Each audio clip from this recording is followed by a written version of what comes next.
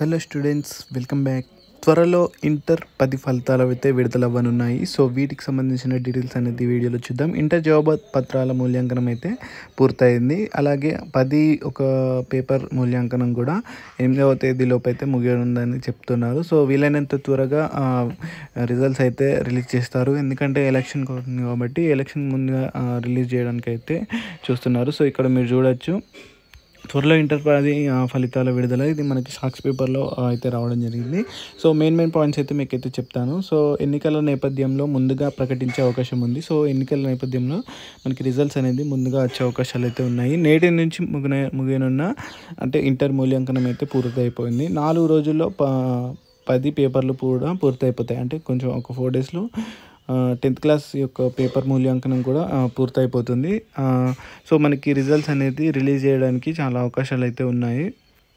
So ఇక్కడ మీరు చూడొచ్చు, గతేడాది ఏప్రిల్ 26న ఇంటర్, మే 6న 10th ఫలితాలు అయితే రిలీజ్ చేశారంట లాస్ట్ ఇయర్. సో ఈ షెడ్యూల్ ప్రకారం చూసుకున్నట్లయితే జవాబుపత్రాల మూల్యాంకనం అయితే గురువారంలో ముగియనున్నది.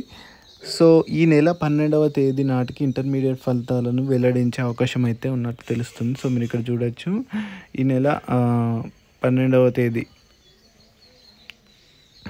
ఇక్కడ మీకు కనబడుతుంది అనుకుంటా. ఈ నెల 12వ తేదీ అని ఉంది కదా. సో ఈ నెల 12వ తేదీ నాటికి ఇంటర్మీడియట్ ఫలితాలను వెలువడించే అవకాశం ఉన్నట్లు తెలుస్తుంది.